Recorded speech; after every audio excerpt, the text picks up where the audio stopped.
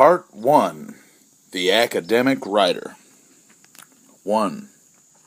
Thinking as an academic writer. 2. Reading as an academic writer. 3. Planning. 4. Drafting.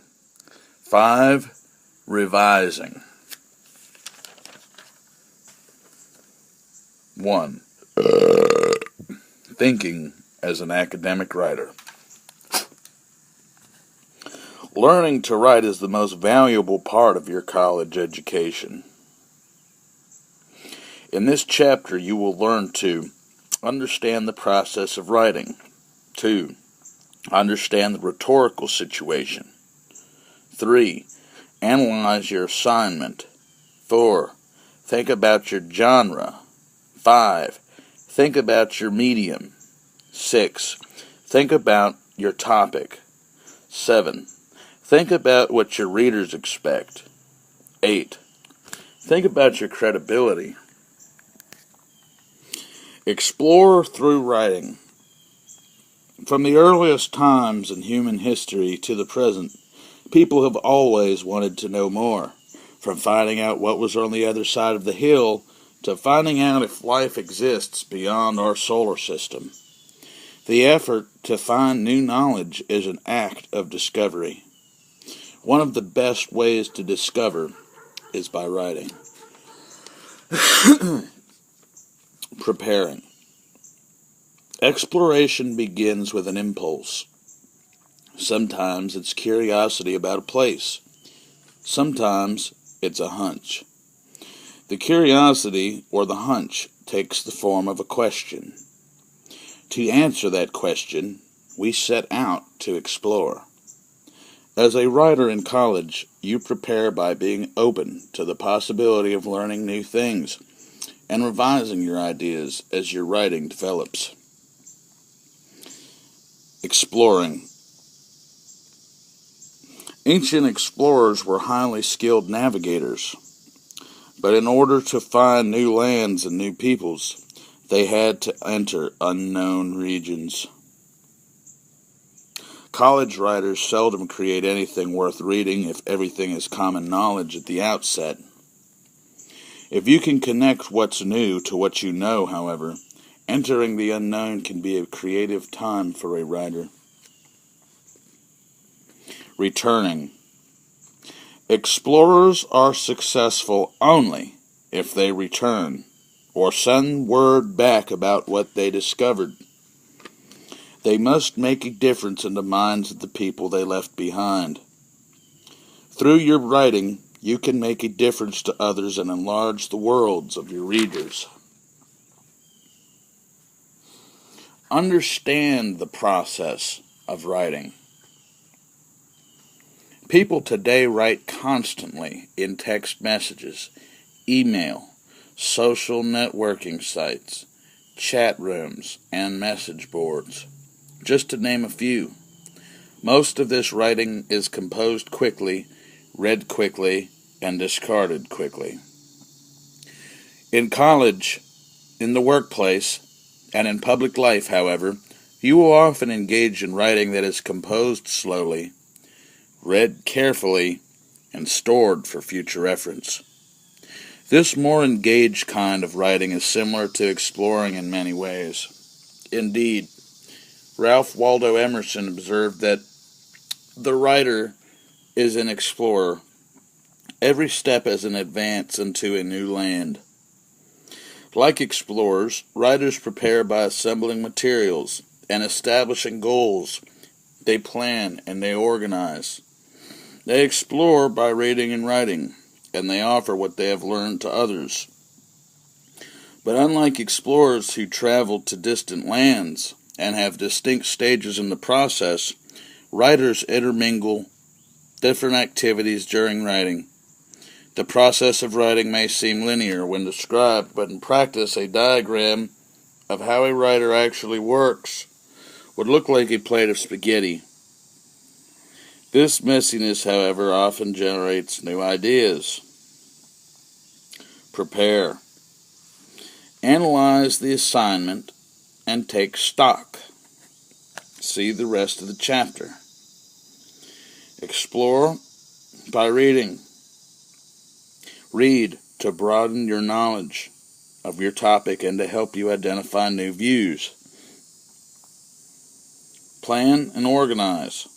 Narrow your topic, draft a working thesis, and create a working outline. Draft. Use your working outline to draft paragraphs and to explore your topic further through writing. Review and revise. Switch from writer to reader to review your draft and identify goals for revising. Understand the rhetorical situation. Successful writers understand that all acts of writing and speaking include three essential elements that interact with each other: the writer or the speaker, the subject, and the audience. Every piece of writing is a negotiation among these three elements, even if we are jotting down a grocery store list for our own use. Every instance of writing, which we will define as text, is also a particular category called a genre, or a mixture of genres. Each text is delivered using a particular medium, or a combination of media. For example, Twitter messages, tweets, are a well-defined genre. They have to be text only and are limited to no more than 140 characters.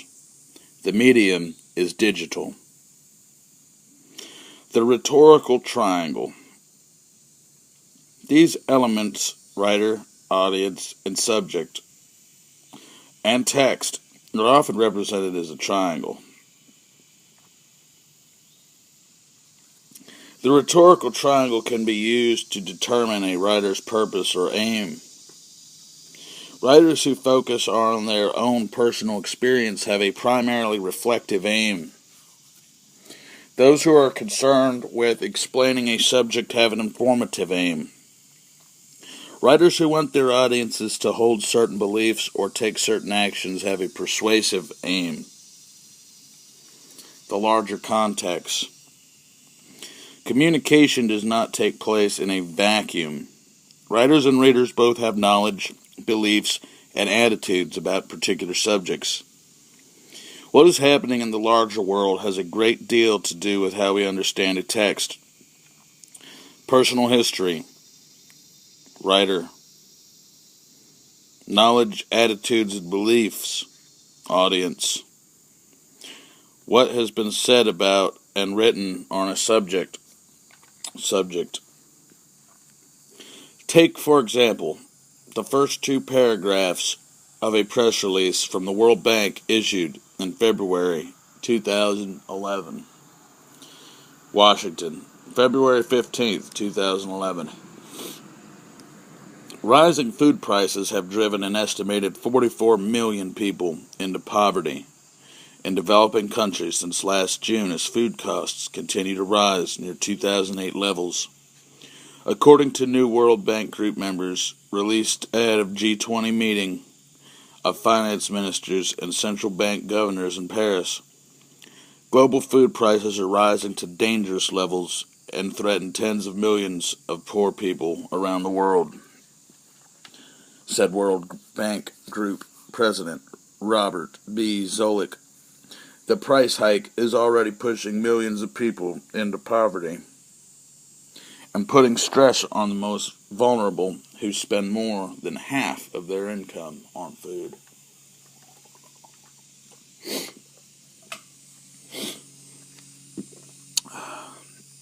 This press release came from the Public Relations Department of the World Bank and was published on the bank's website. The World Bank is an international financial institution that was established by wealthy countries to assist developing countries and to reduce poverty. It's not surprising that the World Bank is concerned with rising food prices in developing countries because, according to the bank's statistics, over 20% of the world's population lives on less than $1.25 a day. The press release is informative and giving statistics, but it is also making a persuasive case that the bank's mission of reducing poverty will become more difficult if food prices continue to rise. Analyze your assignment. When your instructor gives you a writing assignment, look closely at what you are being asked to do. Circle the information about the required length, the due dates, the format, and other requirements. You can attend to these details later. Make notes on the assignment sheet. You can find examples of 8 different kinds of assignments listed on the facing page. What is your purpose? Does your assignment contain words like reflect, describe, explain, analyze, evaluate, argue, and propose that signal your purpose? What is your topic? Do you have some freedom in choosing a topic? What interests you? What can you explore in depth in the length assigned? What's your genre? Are you being asked to write an essay, a report, an abstract, an annotated bibliography, a proposal, or something else? What's your medium? Are you being asked to compose an online text such as a website, blog, wiki, an audio or video text? Who is your audience? Does your assignment specify an audience? If so, what will they likely expect? How do you gain credibility? What can you do to make your readers trust you and believe that you know what you're talking about? Aim. Writing to reflect. Focus. Reflections. Narrating personal experience and personal insights for a public audience. Example genre. Journals, personal letters, blogs, memoirs, essays. Writing to inform. Observations. Describing accurately and vividly. Informative essays. Communicating information clearly. Example genres. Ethnographies, travel accounts, case studies, photo essays, newspaper and magazine articles, academic articles, reports, profiles, and essays. Aim. Writing to analyze. Rhetorical and literary analysis. Analyzing what makes a text successful and why the author made particular choices. Genres. Rhetorical analysis, short story analysis, visual analysis, essays.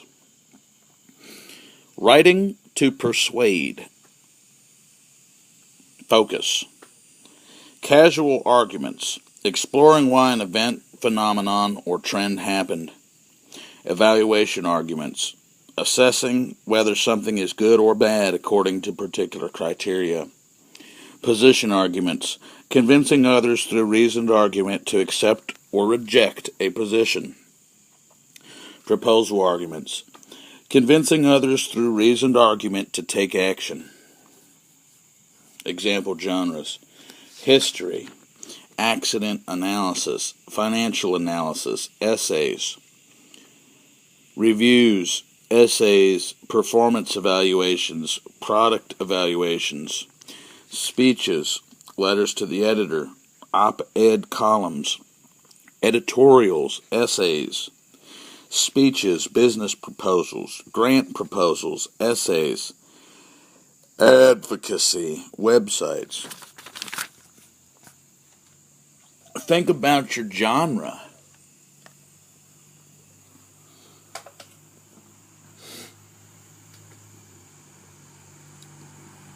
The word genre may be unfamiliar, but the idea isn't. Netflix and other online movie services classify movies as action and adventure, children and family, classics, comedy, documentary, drama, and so on.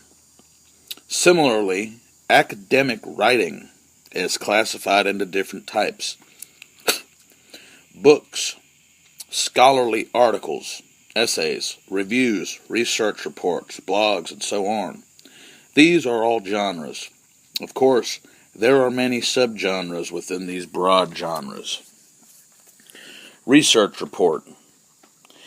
A new study by researchers at NASA and the University of California, Irvine finds a rapidly melting section of the West Antarctic ice sheet appears to be in an irreversible state of decline, with nothing to stop the glaciers in this area from melting into the sea.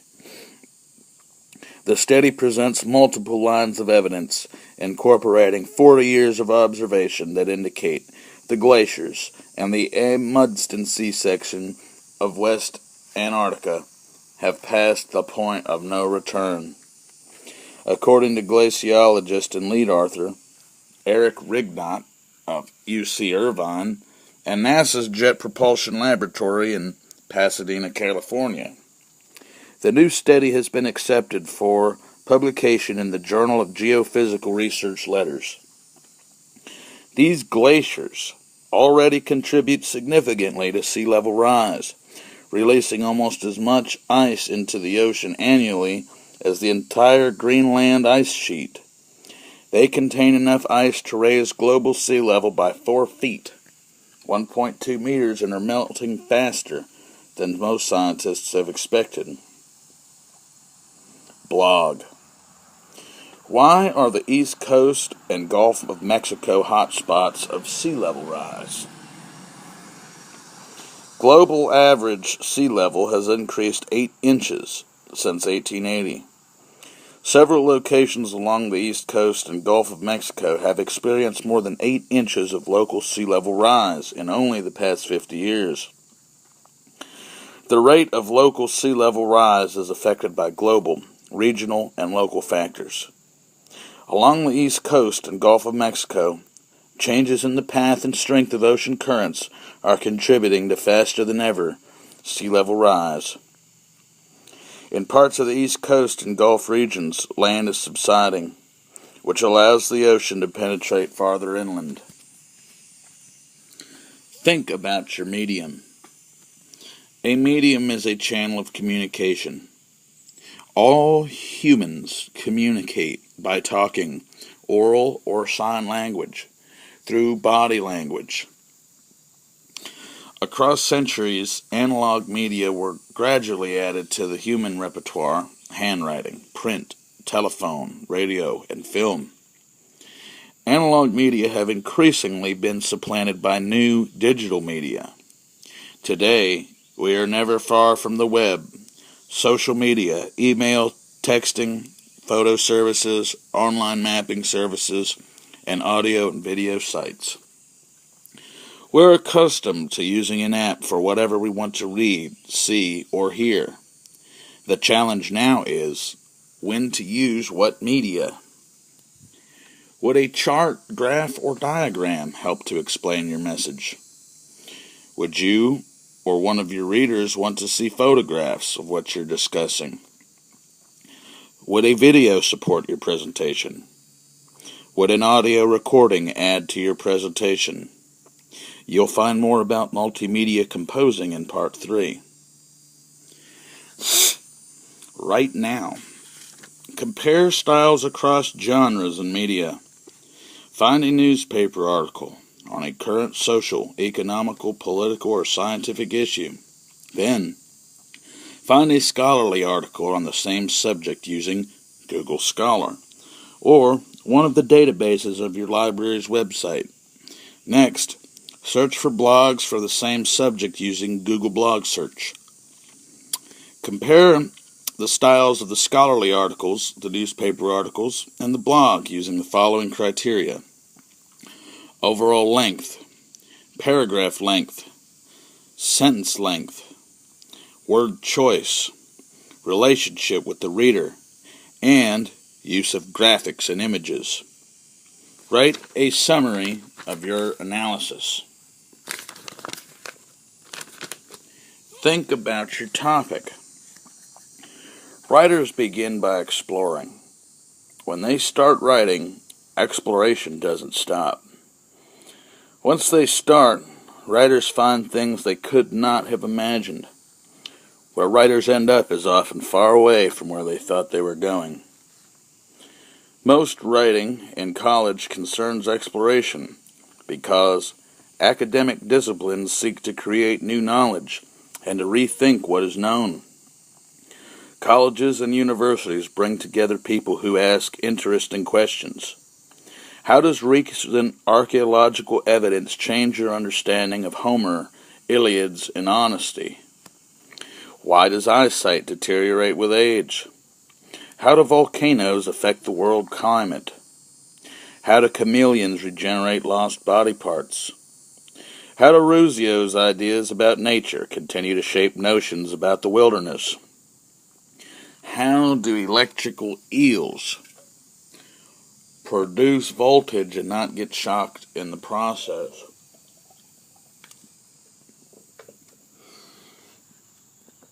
How can a poll of 1,000 people represent over 300 million Americans with only a 3% margin of error? Writers and colleagues in universities respond to these questions and many others.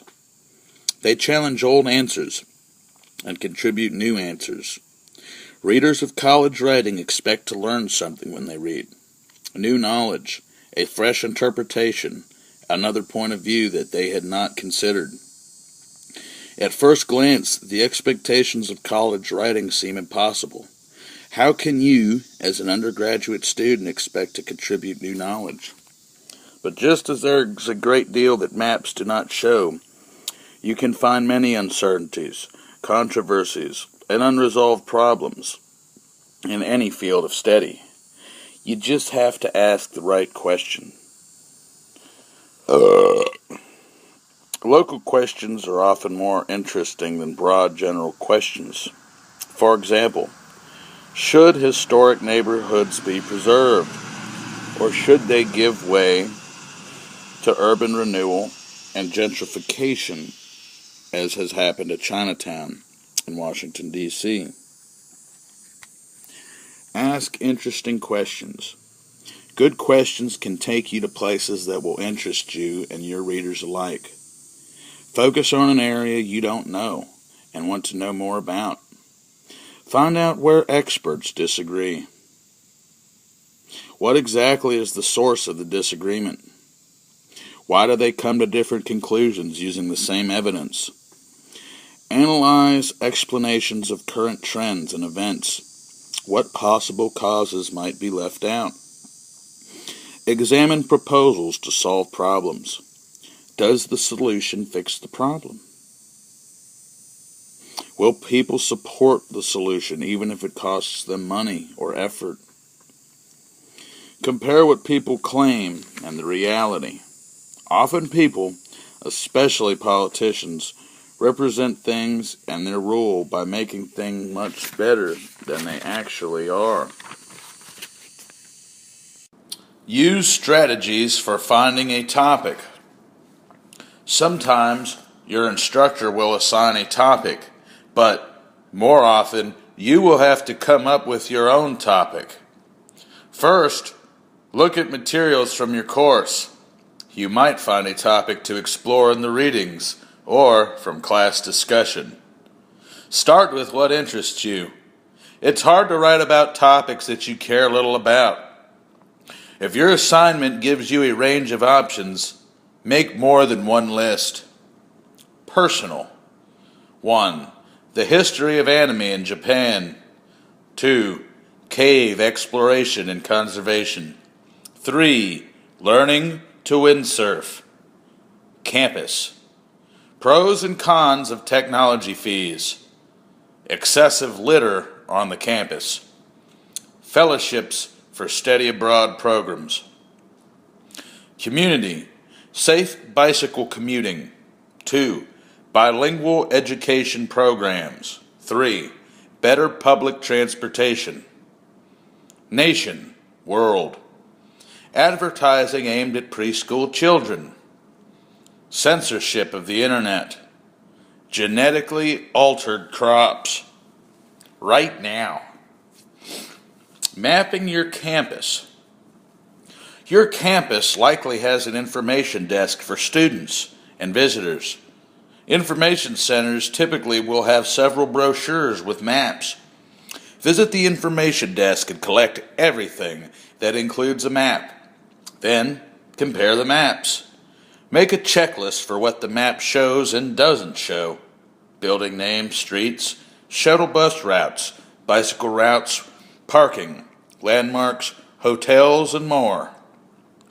Create a map for new students on your campus that contains insider knowledge that would not appear on the maps of your school procedures. For example, where can you find the best burger on or close to campus? The best cup of coffee or cookies? A quiet place to study? A great place to meet friends?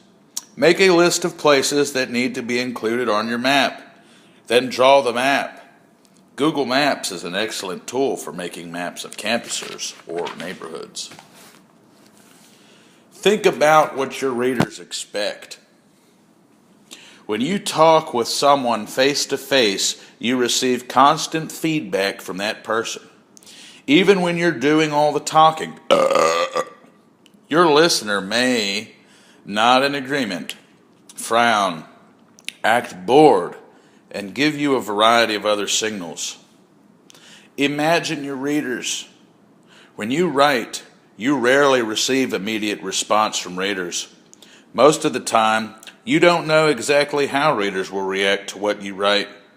You have to think consciously about your readers and anticipate how they might respond.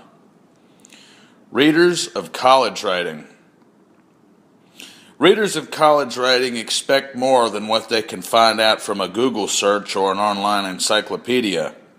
Facts are easy to obtain from databases and print sources. Readers want to know how these facts are connected. Good college writing involves an element of surprise. If readers can predict exactly where a writer is going, even if they fully agree, they will either skim to the end or stop reading. Readers expect you to tell them something that they don't already know. Writing in college states explicit claims. Writers are expected to make a claim that isn't obvious. The claim is often called a thesis statement. Writing in college develops an argument. Writers are expected to support their claims with facts, evidence, reasons, and testimony from experts. Writing in college analyzes with insight. Writers are expected to analyze in depth what they read and review. Writing in college investigates complexity. Writers are expected to explore the complexity of a subject, challenging their readers by asking, "Have you thought about this?" Or, "What if you discard the usual way of thinking about a subject and take the opposite point of view?" Writing in college organizes with a hierarchical structure. Writers are expected to make the major parts evident to readers and indicate which parts are subordinate to others. Writing in college signals with transitions. Writers are expected to indicate logical relationships clearly so readers can follow a pathway without getting lost. Writing in college, document sources carefully. Writers are expected to provide the sources of information so readers can consult the same sources the writer used. Staying on track. Know what college readers expect.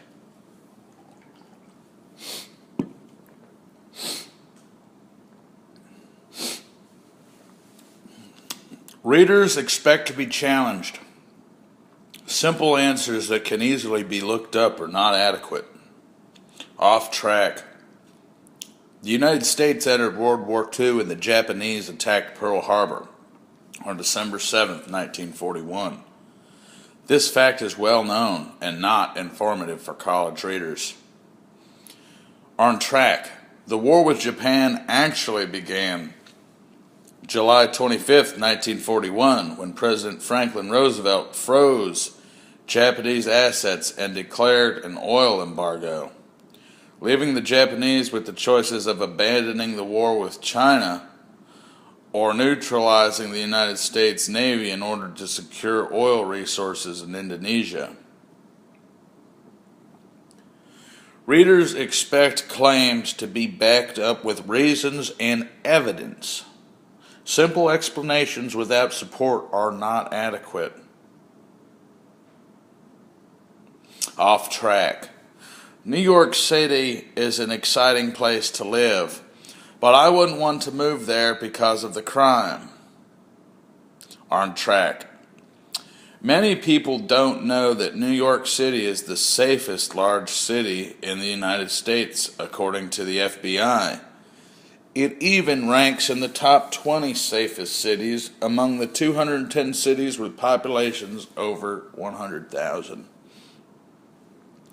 Expect complex answers for complex problems. Simple solutions for complex problems are not adequate. Off track. We need posters urging students to not litter so much on the campus. On track. Most of the litter on campus is paper, bottles, and cans, all recyclable. Yet there are almost no recycling containers on campus. Putting recycle containers in the high litter locations along with a Don't Litter campaign could go a long way towards making our campus cleaner. Readers expect writers to be engaged. Readers expect writers to be curious and genuinely concerned about their subjects. Off track.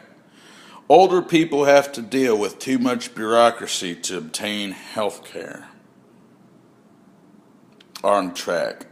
After spending a day with my 78-year-old aunt sorting through stacks of booklets and forms and waiting on a helpline that never answered, I became convinced that the Medicare prescription drug program is an aging American's worst nightmare. Think about your credibility. Some writers begin with credibility because of who they are. If you wonder what foods composed a balanced meal for your dog, you probably would listen carefully to the advice of a veterinarian. Most writers, however, have to convince their readers to keep reading by demonstrating knowledge of their subject and concern with their readers' needs. Think about how you want your readers to see you. To get your readers to take you seriously, you must convince them that they can trust you. You need to get them to see you as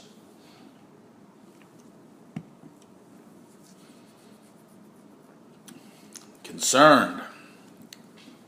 Readers want you to be committed to what you are writing about. They also expect you to be concerned with them as readers. After all, if you don't care about them, why should they read what you write? Consider it. Writers who don't bother to create new paragraphs when they move to new ideas or fail to signal that they are making a transition to a new topic force readers to make extra effort. Readers can become annoyed in a hurry. Well informed. Many people ramble on about any subject without knowing anything about it. If they are family members, you have to suffer their opinions, but it is not enjoyable. College writing requires that you do your homework on a subject. Aware of writing in a discipline. Different disciplines use different vocabularies, formats, and evidence to make and support claims. Careful. No one likes to read sloppy, error-filled writing. Readers appreciate writers who take extra time to get the little things right. Fair. Many writers look at only one side of an issue. Readers respect objectivity and an unbiased approach. Ethical. Many writers use only the facts that support their positions, and often distort facts and sources. Critical readers often notice what is being left out. Don't try to conceal what doesn't support your position. Visually fluent. Digital technologies have made it easy to insert images and graphics into your writing and to publish on the web. But these technologies don't tell you if, when, and how the images and graphics should be used. Staying on track. Build your credibility. Know what's at stake. What you are writing about should matter to your readers. If it's important is not evident, it's your job to explain why your readers should consider it important. Off track. We should be concerned about 2/3 of Central and South America's 110 brightly colored harlequin frog species becoming extinct in the last 20 years. The loss of any species is unfortunate, but the writer gives us no reason for concern. On track. The rapid decline of amphibians worldwide due to global warming may be the advance warning of the loss of cold weather species such as polar bears, penguins, and reindeers. Have your readers in mind. If you are writing about a specialized subject that your readers don't know much about, take the time to explain key concepts. Off track. Reduction in the value of a debt security, especially a bond, results from a rise in interest rates. Conversely, a decline in interest rates results in an increase in the value of a debt security, especially bonds. The basic idea is here, but it is not expressed clearly, especially if the reader is not familiar with investing. On track. Bond prices move inversely to interest rates. When interest rates go up, bond prices go down. And when interest rates go down, bond prices go up. Think about alternative solutions and points of view. Readers appreciate a writer's ability to see a subject from multiple perspectives. Off track. We will reduce greenhouse gas and global warming only if we will greatly increase wind-generated electricity. Wind power is an alternative energy source, but it is expensive, and many people don't want windmills in scenic areas. The writer also doesn't mention using energy more efficiently. On track. If the world is serious about limiting carbon emissions to reduce global warming, then along with increasing efficient energy use, all non-carbon emitting energy sources must be considered, including nuclear power. Nuclear power now produces about 20% of the United States energy with no emissions, the equivalent of taking 58 million cars off the road.